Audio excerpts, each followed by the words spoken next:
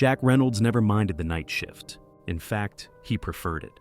The solitude of patrolling an empty office building while the rest of the city slept felt almost peaceful. Sinclair Tower had once been a bustling corporate hub, but now it stood vacant, awaiting demolition. Floors sat barren, desks left to collect dust, and hallways stretched into darkness like yawning chasms. For Jack, it was easy money. Sit at the front desk, make his rounds every hour, sign off on logs, and try not to let the silence get to him. But then, the silence stopped. The first time he saw movement on the monitors, he assumed it was a glitch. A flicker on camera 3 near the conference rooms on the 3rd floor. A shadow. Something shifting in the grainy black and white footage. He leaned forward, squinting at the screen.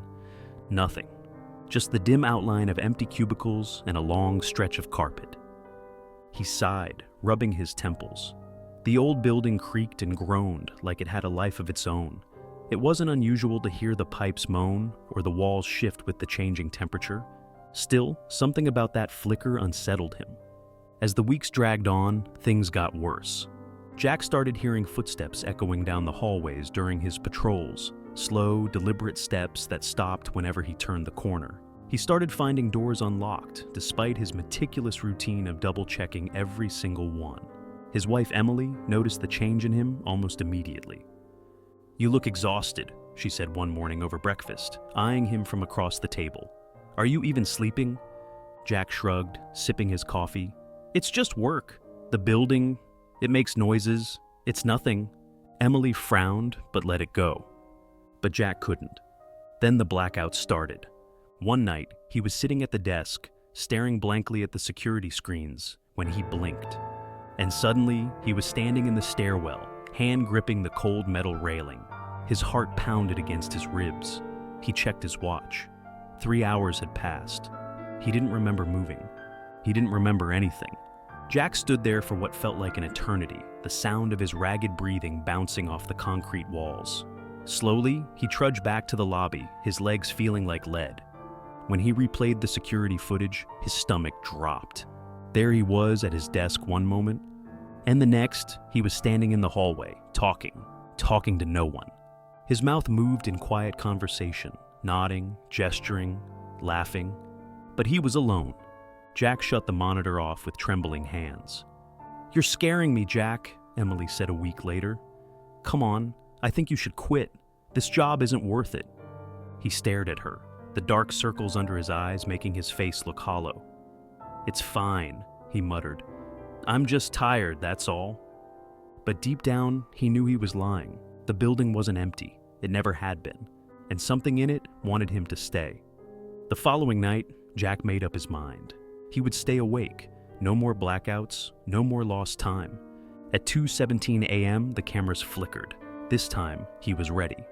Jack grabbed his flashlight and walked toward the 3rd floor, his footsteps echoing through the empty halls. The air was heavy, thick, pressing down on him like a weight. He reached the end of the corridor and turned, and froze. Someone was standing at the far end, a figure in the darkness, tall and unnervingly still.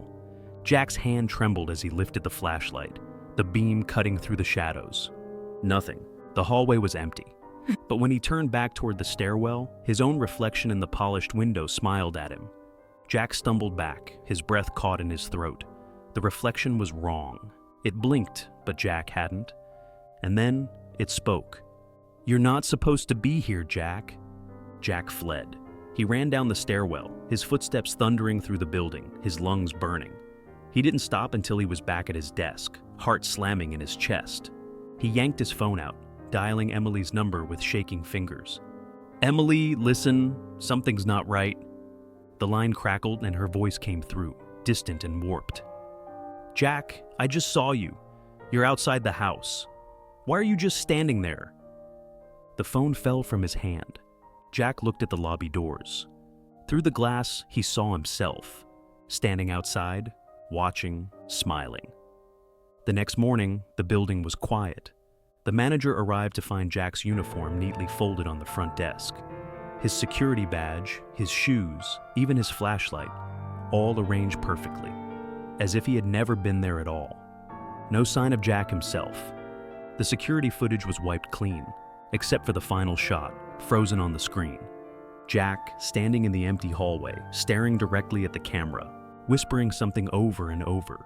No one could make out what he was saying, but they didn't need to, because behind him, barely visible in the shadows, there was someone else.